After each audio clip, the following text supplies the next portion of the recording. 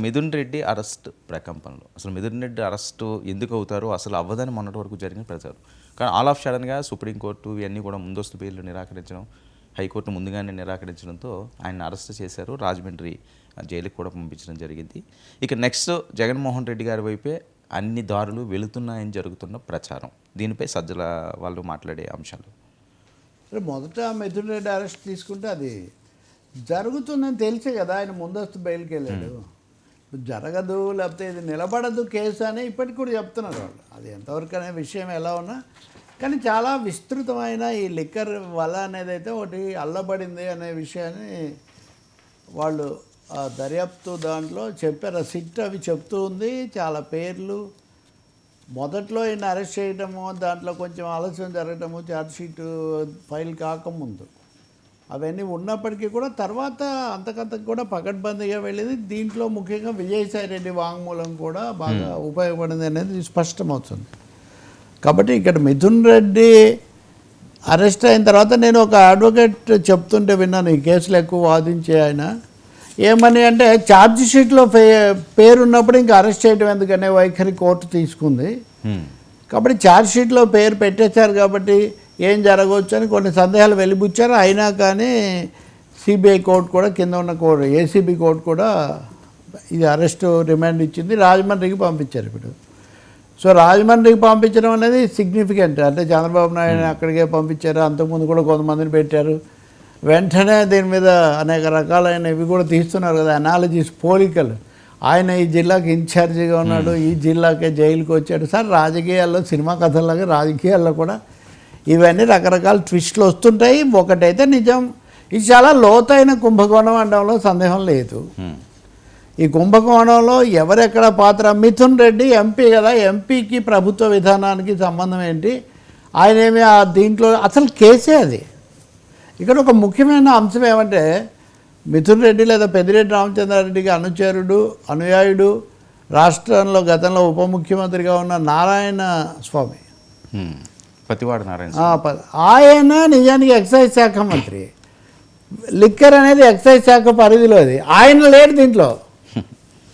ఆయన లేకపోవటమే అంటే ఇప్పుడు పిలిచారు సిట్టు, ఆయన ఏదో సమయం అడిగారంటారు, వెళ్తే ఏం చెప్తారో కానీ ఎందుకు లేరు అంటే నారాయణ స్వామిని పెట్టకపోవడమే ఇందులో ఒక పెద్ద వ్యూహం. అది కూడా అంటే సంబంధిత మంత్రికి తెలియకుండానే మీరు చక్రం తిప్పారు, అన్నీ మీరు చేశారు అనే విషయాన్ని ప్రపంచానికి చెప్పడం కోసమే సింబాలిక్గానే ఆయన కొంచెం ఆలస్యంగా ఆయన డీల్ చేస్తున్నట్టుగా కనిపిస్తుంది.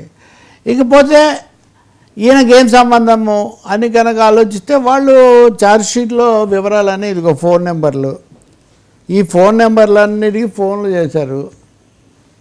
ఈ ఫోన్ నెంబర్ల కాల్సు, టైము ఇవన్నీ జాబితా ఇచ్చారు. కాబట్టి సుప్రీంకోర్టు కూడా మొదట సమయం అడిగినటువంటి సుప్రీంకోర్టు, హడావుడి పడొద్దని చెప్పిన సుప్రీంకోర్టు ఆ తర్వాత ముందస్తు బెయిల్కు నిరాకరించడానికి కారణం అదే. ఇదిగో ఆధారాలు చూపిస్తున్నారు వాళ్ళు, దాని మీద విచారణ జరుపుతారు. మీరు చెప్పేదేదో అక్కడ చెప్పండి, మేమెందుకు ముందస్తుగా బెయిల్ ఇవ్వాలి, మీకు బెయిల్ ఇవ్వడానికి ఒక కారణం చెప్పండి అన్నారు. అంటే సుప్రీంకోర్టును ముందస్తు బెయిల్, సుప్రీంకోర్టును కన్విన్స్ చేసే కారణం వీళ్ళేం చెప్పలేకపోయారు. వాళ్ళేమో కొన్ని సాక్ష్యాలు చూపించారు. దాంతో ఇప్పుడు అరెస్ట్ అనేది జరిగింది. అది ఒక దశకు వచ్చింది. ఆయన ఇప్పుడు కూడా చెప్తున్నారు, ఇంకో మాట అన్నారు ముందే, ఒక 50 రోజుల లోపల ఉంటామేమో, అంతకంటే ఇదేమీ రుజువయ్యేది కాదు, నిలబడేది కాదు. నిలబడేది అవుతుందా లేదనేది కోర్టు చెప్పాలి. అది కోర్టులో ముందు వచ్చిన తర్వాత. కానీ ఒక క్రమ పద్ధతిలో ఉదాహరణకు సత్యప్రసాద్ అని ఆయన దీనికి ఏం సంబంధం లేని ఒక అధికారిని దీనికి బాధ్యుడిగా పెట్టి అక్కడి నుంచి అంతకుముందు ఉన్న డిస్టిలరీ విధానాన్ని మార్చి అనేక ఫేక్ కంపెనీలు ఇవన్నీ కూడా సృష్టించి తాము కోరుకున్న డిస్టిలరీలకి ఆర్డర్లు వెళ్ళటం, ఆ వచ్చినటువంటి ఆర్డర్లనే ఆ డబ్బులను మళ్ళీ దారి మళ్ళించటం, ఈ మనీ లాండరింగ్ చేశారు. ఈ మనీ లాండరింగ్ కోసం ఇదిగో ఒక ఆపరేటర్ పేరు కూడా దాంట్లో రాశారు. ఈ ఆపరేటర్ను ప్రత్యేకించి ఏ data operator Anusha was appointed and Vijayasai Reddy's mediation to relay daily sales to syndicate. So ఈ ఆపరేటర్ ద్వారా ఈ డైలీ సేల్స్ ఎంత జరిగింది, డబ్బులు ఎంత రావాలి ఇవన్నీ కూడా చేశారు. 50-60 కోట్ల రూపాయలు, నెలకు 50-60 కోట్లు, 50 to 60 ఈ డబ్బును చేతులు మారుతూ అక్కడికి వెళ్ళింది. ఈ 300 కోట్లు ఇలా వచ్చినవి ప్రధానంగా ఎన్నికల నిధి కోసం వాడారు. ఈ నిధి అన్నది లేదా ఈ ఫండింగ్, ఈ డబ్బు చెవిరెడ్డి భాస్కర్ రెడ్డి ద్వారా చేరింది. ఇది వాళ్ళ ప్రాసిక్యూషన్ యొక్క ప్రధానమైన ఆరోపణ. దాంట్లో వాళ్ళు పెట్టింది. నిన్న రిమాండ్ రిపోర్ట్లో కూడా ఈ వివరాలన్నీ కూడా పెట్టారు. కాబట్టి మిథున్ రెడ్డి పేరు A4గా చేర్చిన తర్వాత ఇది మరింత బలపడి ఒకదాని తర్వాత ఒకటి పరిణామాలు జరిగాయి. కొంతమంది ఊహించినట్టు ఆయన ఇక్కడితో ఆకపోవచ్చు, ఖచ్చితంగా మళ్ళీ హైకోర్టుకు పైకోర్టుకు వెళ్ళటం, వీటిని సవాల్ చేయటం ఇదంతా కూడా జరుగుతుంది. కానీ ఇప్పటికైతే ఆయనకి ఎలాంటి రిలీఫ్ ఇవ్వలేదు. రిమాండ్ కూడా 10 రోజులకు పైనే వేశారు. కాబట్టి ఆయన రాజమండ్రిలో ఉండటం అనేది తప్పనిసరిగా జరుగుతుంది. వైసీపీ వ్యవస్థకు సంబంధించి ఇది ఒక మేజర్ నిర్ణయమే. అంటే నిన్న కూడా చెప్పాను, ఇప్పుడు బిగ్ బాస్ కూడా తప్పించుకోలేరు. అంటే ఎవరు బిగ్ బాస్ అని చాలా చర్చలు చేశారు. ఇప్పుడు ఒక 3 ఉన్నారు బిగ్ బాస్లు, బిగ్గెస్ట్ బాస్.